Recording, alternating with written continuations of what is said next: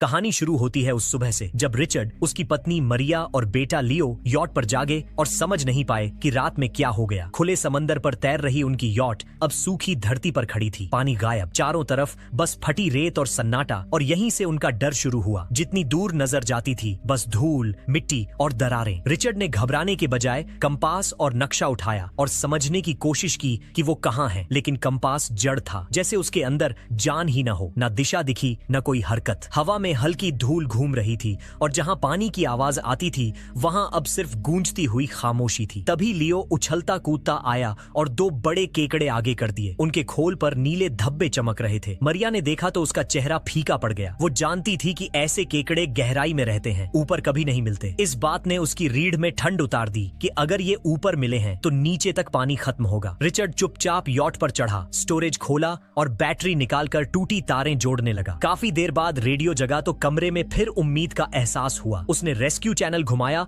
और सिग्नल जुड़ते ही सबने राहत की सांस ली। पर अगले ही पल झटका लगा। दूसरी तरफ बचाव दल नहीं, एक आदमी था। उसने अपना नाम डॉगडान बताया। आवाज भारी थी, सांसें टूटी हुई। उसने कहा कि वो भी इसी सूखे सागर पर फंसा है। उसकी पनडुब्बी नीचे दब गई, शरीर घायल है और समय कम। बात धीरे धीरे खुली तो रिचर्ड को समझ आया कि परिवार हिला नहीं, दुनिया हिल गई। धरती के चुंबकीय ध्रुव अचानक उलट गए थे। इसी वजह से ज्वार भाटा का रास्ता बदल गया और अरबों लीटर पानी किसी दूसरी दिशा बह गया। यही वजह थी कि पूरा समंदर रेगिस्तान बन गया। मरिया कांप रही थी। लियो की आंखों में डर और सवाल भरे थे। रिचर्ड ने दोनों को कसकर पकड़ लिया। डॉगडन ने रेडियो पर आखिरी सच बताया। पानी वापस लौटने में 7 दिन लगेंगे। 7 दिन बाद ये सूखी जमीन फिर गहरे समंदर में डूब जाएगी। इसका मतलब साफ था कि उन्हें तुरंत कोई ऊंची जगह ढूंढनी होगी, नहीं तो लौटता समंदर पूरा इलाका निगल लेगा। पर दिक्कत ये कि सबसे नजदीकी किनारा 500 किलोमीटर दूर था। वहां पैदल पहुंचना सोचना भी बेवकूफी थी। सूरज सिर पर तप रहा था, हवा में अजीब भारीपन था और जमीन ऐसे जल रही थी जैसे तवा चूल्हे पर रखा हो। इसी कशमकश में रिचर्ड ने हिसाब लगाया कि डॉगडान की पनडुब्बी 200 किलोमीटर दूर है। रास्ता मुश्किल है लेकिन मुमकिन, और डॉगडान घायल है, मरिया नर्स है, वो उसकी जान बचा सकती है। सब एक दूसरे को देखते रहे। किसी के पास और रास्ता नहीं था। तय हो गया कि वहीं जाना है। सामान बांधने की जल्दबाजी चल ही रही थी कि दूर धूल के बीच से कोई इंसानी साया उभरा। कपड़े फटे थे, चेहरा पसीने से तर था, होंठ सूख चुके थे। वो कदम दर कदम पास आ रहा था, जैसे आखिरी उम्मीद पर टिका हो। रिचर्ड आगे बढ़ा और चुपचाप उसे पानी की बोतल थमा दी। उसने बोतल ऐसे पकड़ी जैसे जान पकड़ी हो। पल भर में पूरा पानी निगल गया। फिर उसका चेहरा बदल गया, आंखें खूंखार हो गईं, सांसें भेड़िए जैसी। रिचर्ड पीछे हटने लगा, पर उस आदमी ने अचानक दहाड़ के साथ हमला कर दिया। झपट्टा इतना तेज था कि रिचर्ड संभल भी न पाया। मरिया ये देख भागी।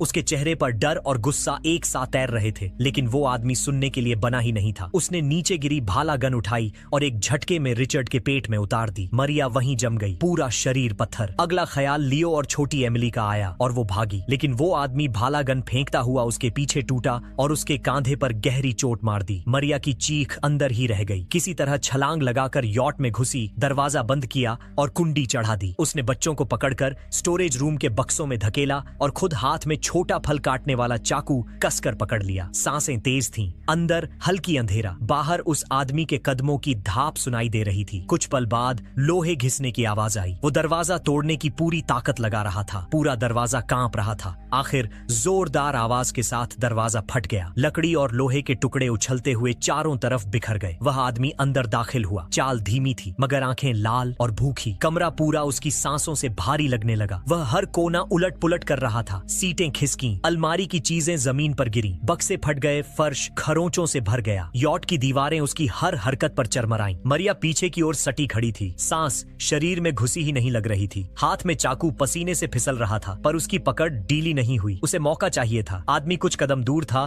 तभी उसने मुड़कर गहरी नजर डाली, जैसे हवा में किसी की धड़कन सुन ली हो। मरिया ने हिम्मत की, कंधे के बल उठकर पीछे से वार करने ही वाली थी कि अचानक दहाड़ती हुई आवाज आई। एक शिकारी कुत्ता अंधेरे से निकला और झपट कर मरिया को दबोच लिया। उसका शरीर जमीन से टकराया, दर्द पसलियों में चुभ गया। कुत्ते के दांत कंधे के पास घुसते घुसते रह गए, पर मरिया ने चाकू कसकर पकड़ा हुआ था। कुत्ते का मुंह पकड़कर उसने अपने चेहरे को बचाया और दांत भींचकर चाकू उसकी गर्दन में घुसा दिया। खून छलका, कुत्ते की चीख टूटी और कुछ सेकंड में उसका शरीर ढीला पड़ गया। मरिया पूरी तरह कांप चुकी थी। सांस जैसे फेफड़ों में जल रही थी, लेकिन उसने चाकू नहीं छोड़ा। कुत्ते की मौत पर वो आदमी भड़के हुए सांडों की तरह गरजा और बाहर भागा। उसने चीख कर पूरा यॉट देखा। आंखें आग बन गईं, पर उसे सिर्फ कुत्ते की ठंडी लाश मिली। उसका गुस्सा और प्यास मरिया को ढूंढने पर टिक चुकी थी। इसी पल मरिया ने रास्ता देखा। वह चुपचाप साइड से निकलकर ड्राइविंग रूम की तरफ बढ़ी। कदम बिल्कुल हल्के, दिल तेज, चाकू हाथ में तना हुआ। बस 2 कदम और वह उसकी पीठ के बिल्कुल पास थी। जैसे ही उसने वार करने के लिए हाथ उठाया, आदमी ने पलटकर बेमौका वार किया। उसके मुक्के की ताकत से मरिया की दुनिया घूम गई और वह फर्श पर गिर गई। आदमी ने उसके ऊपर बैठकर उसका गला पकड़ लिया। उंगलियां कसती गईं, हवा गले में रोकी जाने लगी। मरिया का चेहरा नीला पड़ रहा था, आंखों में दुनिया तैर रही थी। लियो और एमिली का नाम अंदर ही अंदर गूंजा। तभी स्टोरेज के बक्सों में हलचल हुई। आवाज हल्की थी मगर उस पल तेज सुनाई दी। वहां से एमिली निकली। छोटी थी पर आंखों में आग थी। उसके हाथ में फ्लेयर गन थी जिसे लियो ने उसे थमाया था। एमिली कांपते कदमों से आगे आई। फ्लेयर पकड़े हाथ हिल रहे थे लेकिन उसने हिम्मत नहीं छोड़ी। मरिया की आंखें बंद होने ही वाली थीं कि एमिली ने बिना आवाज किए निशाना साधा और फ्लेयर कसकर दबा दिया। गर्म रोशनी का गोला आदमी के चेहरे पर फटा। उसकी त्वचा झलकर सिकुड़ गई। आदमी बुरी तरह चिल्लाया और पीछे गिरा। उसकी आंखें धुआं और जलन से भर गईं। फ्लेयर जमीन पर उछली और यॉट के पर्दों में आग लगा गई। आग तपकर आगे बढ़ती रही। सीटें सुलगने लगीं, प्लास्टिक पिघलने लगा। धुआं कमरे में दौड़ गया। मरिया खांसती हुई उठी। जलती यॉट से निकलने का बस कुछ पल बचा था। उसने एमिली और लियो को बाहों में उठाया और दौड़ पड़ी। गर्मी पीठ पर चाबुक की तरह लगी। यॉट के बाहर पहुंचते ही हवा में ताजी मिट्टी की खुशबू उन्हें लगी, लेकिन पीछे मौत गरज रही थी। वह बाहर निकली तो रिचर्ड वहीं पड़ा था, उसका शरीर ठंडा, आंखें बंद, खून उसकी शर्ट भिगो चुका था। मरिया थम गई, दिल फट गया, चीख अंदर ही अंदर टूट गई। रिचर्ड की उंगलियों को छूते हुए उसकी आंखें भर आईं। पल भर को लगा दुनिया खत्म हो गई है, पर जो आग यॉट को खा रही थी उसने उसे याद दिलाया कि रुकने का मतलब मरना है। उसी वक्त मरिया ने देखा कि वो आदमी अब भी जिंदा है। यॉट की आग उसकी पीठ चाटते हुए ऊपर उठ रही थी, पर वो झुलसा हुआ शरीर जमीन पर घिसटता हुआ बाहर आ गया। चेहरा काला पड़ चुका था लेकिन आंखों में वही खून मांगता पागलपन जल रहा था। मरिया ने बच्चों को हाथ से थामा और बिना सोचे दौड़ पड़ी। उनके पैर गरम रेत पर ढंसते जा रहे थे। लियो और एमिली ठोकर खाते हुए आगे बढ़ रहे थे। सूरज उन्हें जलाता जा रहा था। आसमान जैसे आग उगल रहा था और पीछे मौत उनके कदमों पर सवार थी। काफी देर भागते रहने के बाद जमीन अचानक नीचे को टूटी और सामने एक लंबी गहरी दरार खुली मिली। तीनों उसमें कूदकर छाया में छिप गए। दरार के अंदर हवा थोड़ी ठंडी थी, धूल कम थी। वहां चुपचाप बैठने भर की जगह मिल गई। मरिया ने बैग खोला। पानी की बोतलें थीं, सूखे बिस्कुट थे, बस इतना कि कुछ दिनों तक जान बची रहे। पर दिमाग जानता था कुछ दिनों से आगे का वादा कोई नहीं कर सकता। लियो एक कोने में सिकुड़ा बैठा रहा, चेहरा सुर्ख और आंसुओं से भीगा। रिचर्ड की मौत बार बार उसके सामने चमक उठी। वो खंजर, वो खून, वो चीख। सुबह रिचर्ड ने उसे प्यार से गले लगाया था, माथे पर किस किया था। अब वो पल ताबूत बन चुका था। लियो को यॉट पर बंधे गुब्बारे याद आए। वो आसमान में उड़ते रहे और उसी ने दुश्मन को उनका पता दे दिया। उसे यकीन हो गया कि ये सब उसके कारण हुआ है। उसने पानी लेने से मना कर दिया। गला सूख रहा था, होंठ फट गए थे, पर उसने एक बूंद नहीं पिया। उसकी आंखों में बस अपने पिता की झलक थी और उस आदमी का आग जैसा चेहरा। कुछ देर की चुप्पी के बाद मरिया खड़ी हुई। उसने बैग कसकर बांधा और शांत आवाज में कहा कि उन्हें निकलना होगा। वहां बैठने का मतलब इंतजार करना था और इंतजार हमेशा मौत से छोटा नहीं होता। बच्चों ने हाँ में सिर हिलाया और तीनों फिर से उस सूखी फटी धरती पर आगे बढ़ गए। दूर हवा गूंज रही थी जैसे समंदर की पुरानी यादें रो रही हों। कुछ किलोमीटर आगे बढ़ने के बाद मौत की चीख फिर उनके पीछे से उठी। चिल्लाहट तेज थी और साफ थी। मरिया का दिल धड़क उठा। वो आदमी फिर आ गया था। लियो के गुब्बारे आसमान में अब भी लटके थे और उन्होंने उसका रास्ता दिखा दिया था। वो आदमी आधा जला, आधा फटा हुआ, लड़खड़ाता हुआ, फिर भी जंगली ताकत से उनकी तरफ बढ़ रहा था। मरिया ने बच्चों को ढकेला और दौड़ने को कहा। तीनों फिर दौड़े। पैरों से धूल उड़ती रही, दिल धड़कनों में फंसता रहा। तभी लियो की नजर रास्ते के किनारे पड़ी और वह रुक गया। वहां एक छोटा सा पानी भरा गड्ढा था, जैसे सूखे के बीच बचा आखिरी टुकड़ा। पानी गंदा था, बदबू मार रहा था। अंदर आधी सड़ी पड़ी एक शार्क का शरीर था। उसके जबड़े खुले हुए थे, दांत ऐसे चमक रहे थे जैसे धूप से धार निकली हो। लियो घुटनों के बल बैठ गया और शार्क के जबड़ों को पकड़कर हिलाने लगा। शायद खेल नहीं, शायद टूटे दिल का वजन उतारने की कोशिश। मरिया गुस्से और डर से चीख पड़ी। उसने मुड़कर चिल्लाया कि अभी पीछे मत देखो और भागते रहो, वरना वो आदमी उन तक पहुंच जाएगा। आवाज में इतनी बेचैनी थी कि लियो ने शार्क छोड़ दी और दूरबीन उठाकर आंखों से लगा ली। तस्वीर साफ थी। वो आदमी दूर से नजर आ रहा था। उसका शरीर झलकर गल रहा था, लेकिन कदम तेज थे, जैसे दर्द ने उसकी रफ्तार और बढ़ा दी हो। लियो ने दूरबीन नीचे कर दी। होंठ खोलना चाहे पर आवाज नहीं निकली। सिर्फ एक बात साफ थी, वो आदमी अब इनके बहुत पास आ चुका था। एंड अब ये भागना नहीं, सीधा जिंदा रहने की लड़ाई थी। मरिया की चीख भीतर ही घुट गई। उसने लियो का हाथ कसकर पकड़ा और एमिली को आवाज देते हुए तीनों फिर उसी बंजर मैदान में जान बचा बचाने को दौड़ पड़े। कदम डगमगा रहे थे, रेत टखनों तक ढंस रही थी, घुटने जख्मों से भर गए थे, पर वे रुके नहीं। पीछे मौत का सांस लेता साया फिर से रास्ता नाप रहा था। कुछ मिनट भागने के बाद उनके सामने जमीन अचानक नीचे को टूटी। एक गहरी चौड़ी खाई रास्ता काटे खड़ी थी। मरिया का दिल पल भर को धड़कना भूल गया, पर उसके चेहरे पर डर का नाम नहीं था। उसने बच्चों को देखा और बस एक शब्द निकाला, कूदो। एमिली ने हिम्मत दिखाई और छलांग लगा दी। लियो ने अपनी आखिरी ताकत जुटाई और पीछे पीछे कूद गया। मरिया भी कूदी और पलट कर देखा तो वो आदमी खाई के किनारे पहुंच चुका था। उसने नीचे उतरने की कोशिश की, पर खोखली मिट्टी पर पैर फिसल गया और वह वहीं बैठ गया। खाई की अंधेरी दीवारों पर उसकी परछाई डगमगाती रही, फिर रुककर धीमी होने लगी। यह पहला पल था जब भागते हुए तीनों ने उम्मीद की थोड़ी रोशनी महसूस की। खाई से निकलकर वे कुछ दूरी तक और चले। धूप अब भी तप रही थी, पर हवा में शाम की ठंडक घुलने लगी थी। तभी लियो का शरीर लड़खड़ाया और वह घुटनों के बल बैठ गया। उसका चेहरा राख जैसा सफेद हो गया था, आंखें खोखली, होंठ फटे, गला सूखा। इतने दिनों की थकान, भूख और प्यास उसके छोटे शरीर को तोड़ चुकी थी। मरिया ने घबराकर बैग खोला और पानी की बोतल निकाली, पर ढक्कन आधा खुला था। पानी आधे से भी कम रह गया था। उसने बिना सोचे आखिरी घूंट लियो के मुंह में उड़ेल दिया। खुद एक बूंद तक नहीं चखी। एमिली की आंखों में गुस्सा तैर गया। उसने कांपती आवाज में पूछा कि पानी क्यों गिरने दिया। मरिया झलकर बोली कि एमिली ने बोतल ढंग से बंद क्यों नहीं रखी। कुछ ही सेकंड में बातचीत चीखों में बदल गई। दोनों एक दूसरे पर रिचर्ड की मौत का इल्जाम फेंकने लगी, जैसे दर्द किसी पर उतारना जरूरी हो। लियो की खामोशी ने दोनों को रोक दिया। बच्चा सो नहीं रहा था, वह बस थक कर बैठा था। मरिया और एमिली ने उसे देखा और एक पल में समझ आया कि असली दुश्मन कोई गलती नहीं, वो आदमी है जो उनका पीछा कर रहा है। जैसे जैसे सूरज नीचे झुका, आसमान गेरुए रंग में बदलने लगा। गर्मी उतरी और हवा में ठंड भर गई। तब दूर जमीन पर धातु जैसी चमक दिखी। दोनों बच्चों ने उधर इशारा किया। मरिया ने आंखें तरेरी तो साफ दिखा। एक पुराना टूटा विमान वहां पड़ा था, जैसे बरसों पहले गिरकर भुला दिया गया हो। तीनों ने बिना सोचे विमान की तरफ कदम बढ़ाए। उसका लोहे का ढांचा अंधेरा निगल रहा था। दरवाजे टूटी हड्डियों जैसे टेढ़े पड़े थे, सीटें भुरभुरी, पट्टियां कटी, खिड़कियां टूटी और अंदर एक अजीब नम गंध। मगर रात यहीं काटनी थी, क्योंकि यही इकलौता ढाल बच्ची थी। वे विमान के एक कोने में बैठ गए। रात गहरी हुई और ठंड तेज। हवा धातु से टकराकर डरावनी आवाजें निकाल रही थी, जैसे विमान खुद दर्द में कराह रहा हो। एमिली कांप रही थी, उसके होंठ दांतों से टकरा रहे थे। लियो बिना आवाज सिर झुकाए बैठा था। रिचर्ड का नाम जैसे उसके होंठों पर जमा हुआ था। मरिया बस बच्चों को अपनी बाहों में समेटे रही। आधी रात बीत गई। एमिली उठी और धीरे से बाहर जाने लगी। उसे पेशाब जाना था। उसने सोचा कि थोड़ी दूरी पर जाकर लौट आएगी, बस कुछ सेकंड का मामला। पर उसने बाहर के खतरे के बारे में कुछ नहीं सोचा। वह विमान से बाहर उतरी। मिट्टी ठंडी थी, हवा सूखी और अजीब शांत। एमिली ने राहत की सांस छोड़ी ही थी कि पीछे एक परछाई उभरी। वहां वो आदमी खड़ा था, कहीं से फिर निकल आया था, आधा जला आधा डरावना। उसकी आंखें अंगारों की तरह चमक रही थीं, जैसे मौत ने खुद इंसानी शक्ल ले ली हो। एमिली जड़ हो गई, आवाज गले में अटक गई। वह पीछे हट ही नहीं पाई। वो आदमी धीरे धीरे चला, हाथ बढ़ाया एमिली का मुंह दबाने को, ताकि कोई चीख बाहर ना निकले। उसी समय दरार से आती हल्की रोशनी पर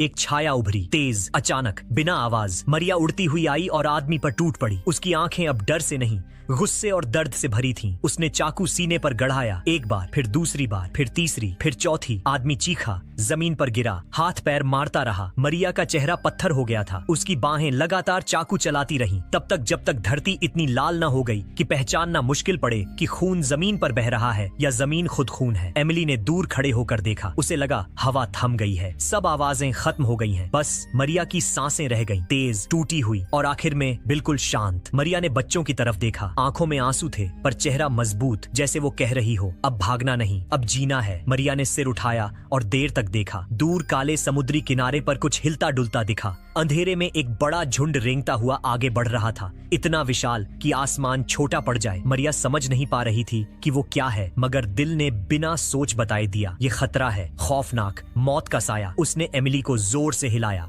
लियो को उठाया और तीनों ने फिर भागना शुरू कर दिया। पीछे अजीब सी आवाजें अब साफ हो रही थीं, जैसे लोहे की रगड़, पंजों की खुरच और जमीन फटने जैसी खटर पटर। उनके कदम रेत में ढंसते जा रहे थे। हवा इतनी तेज थी कि सांस लेना मुश्किल हो रहा था, पर रुकना मतलब खत्म होना था। कुछ दूरी पर एक पहाड़ी थी। वे उस पर चढ़े, फिसले, गिरे, फिर चढ़े। शरीर टूट रहा था, पर डर उन्हें खींचता जा रहा था। पहाड़ी के दूसरी तरफ जमीन खुली और वहां रेत में ढंसा एक विशाल जहाज पड़ा दिखा। एक बड़ा कार्गो शिप, आधा झुका हुआ, बीच से टूटा, धातु का ढांचा चिथड़ों जैसा। मरिया ने ताकत जुटाई और बच्चों को उधर धकेला। जैसे ही वे जहाज के करीब पहुंचे, अंदर से भारी लोहे के हिलने की आवाज आई। जहाज के पेट में लोग थे, इंसान। पर जैसे ही उन लोगों ने मरिया, लियो और एमिली को देखा, डर से उछल गए, आंखों में दहशत। उन्होंने तुरंत कंटेनर का भारी दरवाजा अंदर से बंद कर दिया और चिल्लाए, पीछे देखो, देखो क्या आ रहा है। मरिया ने पलटकर देखा और उसकी सांसें जम गईं। वो चीजें अब साफ दिख रही थीं, रेंगती हुई, बड़े चौड़े पंजों वाले, इंसान के कमर जितने, केकड़ों जैसे पांव, मगर जानवर की रफ्तार। काले खोल पर नीले धब्बे चढ़े, आंखें नीली और चमकती, दांत खुले। उनकी आवाज हवा चीड़ रही थी, सीटी की तरह कराहती हुई। भागने का एक ही मौका था, जहाज के ऊपर लटकते कंटेनरों की कतार। मरिया ने बच्चों को पकड़कर ऊपर धकेला। एमिली पहले चढ़ी, फिर लियो, फिर खुद चढ़ गई। जैसे ही तीनों ऊपर पहुंचे, नीचे वो जीव जहाज में घुसने लगे। कंटेनरों के छेदों से अंदर टूटते हुए घुसते, स्टील फाड़ते, लोहे से टकराते। अंदर लोग चीख रहे थे, कंटेनर हिल रहा था, लोहे की टकराहट जमीन तक गूंज रही थी, धातु की हर आवाज मौत का ऐलान कर रही थी। मरिया, लियो और एमिली ऊपर बैठे कांपते रहे। हवा बर्फ जैसी ठंडी थी। नीचे की उथल पुथल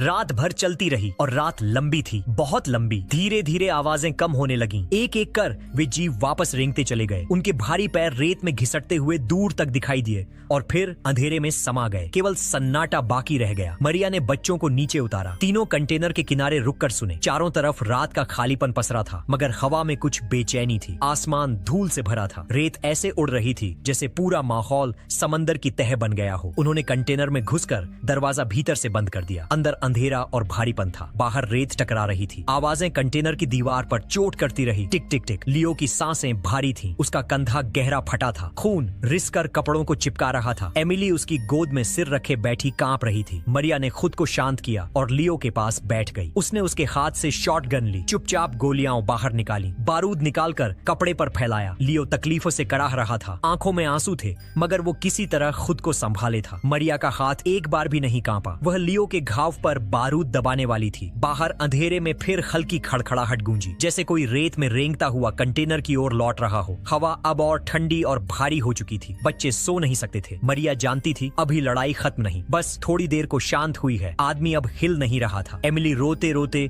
मरिया से लिपट गई। उसने उसे शांत किया। मरिया की सांसें धीरे होने लगी, आंखें सुर्ख, दिमाग खाली। सुबह की पहली किरण टूटी खिड़की से अंदर आई तो तीनों ने बिना वक्त गंवाए सामान उठाया और डॉगडान के बताए रास्ते पर आगे बढ़े। सूखी धरती पर उनके कदम गूंज रहे थे। धूप सिर पर चढ़ती गई। काफी देर बाद उन्हें पुराने समुद्री किनारे जैसा इलाका मिला। रेत में प्लास्टिक, टूटे बक्से, लकड़ी और धातु बिखरी थी, बदबू थी। तभी ऊपर से जोरदार धमाका हुआ। चट्टानें फटी और पत्थर नीचे गिरने लगे। एमिली और लियो उछलकर दरार की दूसरी तरफ निकल गए, लेकिन मरिया का पैर फिसला और एक भारी पत्थर सीधा उसके ऊपर गिर पड़ा। उसकी चीख पत्थरों के बीच गूंज उठी। वह हिलना चाहती थी, पर पत्थर ने उसे वहीं जकड़ लिया। धमाके की गूंज ने नीचे सोए क्रैब्स को जगा दिया। सैकड़ों आंखें एक साथ खुली, काली और चमकती हुई। उनके पैर चट्टानों पर खुरचते हुए ऊपर आने लगे। मरिया ने कांपते हाथों से शॉटगन उठाई और फायर कर दिया। आवाज दरार में फैल गई। कुछ क्रैब्स पीछे हटे, लेकिन सेकंड भर बाद दोबारा रेंगते हुए करीब आ गए। एमिली ऊपर से चिल्ला रही थी कि मां रुको, हम निकालेंगे। मरिया ने दर्द से दांत भींच लिए। उसकी आंखें बच्चों पर टिकी थीं। नीचे क्रैब्स अब इतने पास थे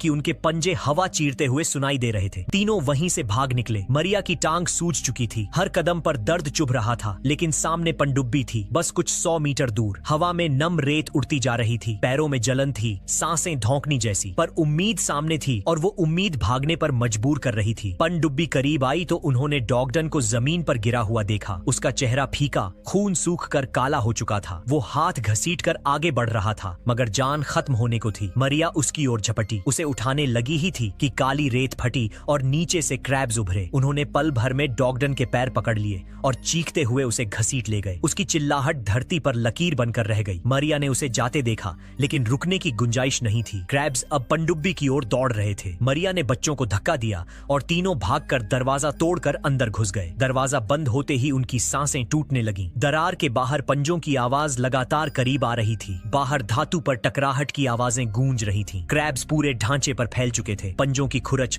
हर कोने में सुनाई दे रही थी। एमिली कांपते हाथों से खिड़की के पास गई और बाहर झांका। लियो ने भी देखा। पनडुब्बी के चारों ओर नीला उजाला उठ रहा था, जैसे कोई ऊर्जा की दीवार धरती से फूट रही हो। उस रोशनी में हवा फट रही थी, रेत आसमान में घूम रही थी और दूर से समुद्र का गुस्सा सुनाई दे रहा था। मरिया समझ नहीं पा रही थी कि यह क्या हो रहा है, मगर उसे एहसास था कि कुछ बड़ा टूटकर सामने आने वाला है। उसने बच्चों को सीट पर बिठाया, बेल्ट लगाई, खुद भी पकड़कर बैठ गई। अगले ही पल जमीन कांपी। पनडुब्बी हड्डियों की तरह हिलने लगी। धातु दबी चीखें निकाल रही थी। बाहर की नीली दीवार तेजी से घूमती धार में बदल गई। क्रैब्स हवा में उड़े। दृश्य दृश्य बस धुंधला हो गया। पनडुब्बी लहरों की तरह उठी गिरी और फिर सब कुछ बुझ गया। अंधेरा, आवाजें खत्म, जैसे दुनिया रुक गई हो। कितना वक्त बीता पता नहीं, बस मरिया की चीख सुनाई दी। उसका सिर भारी था, आंखें सूखी लेकिन सांसें चल रही थीं। उसने लियो और एमिली को देखा। दोनों बेहोश थे पर जिंदा। एमिली ने धीरे धीरे खिड़की खोली और जो नजारा दिखा उसे तीनों चुप रह गए। पनडुब्बी अब किसी वीरान शहर में फंसी थी। टूटी इमारतें रेत में ढंसी पड़ी थीं। कारों के ढांचे आधे बाहर, आधे मिट्टी के नीचे। सड़कों पर सफेद नमक फैला था, जैसे समुद्र खुद पीछे हट गया हो। मरिया बाहर उतरी। हवा ठंडी थी, चारों तरफ मौत जैसा सन्नाटा। कोई इंसान नहीं, दूर बस समुद्र की गरज। एमिली ने टूटती इमारतों की तरफ देखा और बुदबुदाई, ये कभी शहर था, है ना? मरिया ने दोनों बच्चों को अपनी बाहों में खींचा। आंखें शहर पर टिक गईं। बादल काले थे, हवा भारी। दुनिया किसी और रूप में उनके सामने खड़ी थी और उसके मन में सिर्फ एक बात साफ थी, यह कहानी खत्म नहीं हुई है। असली सफर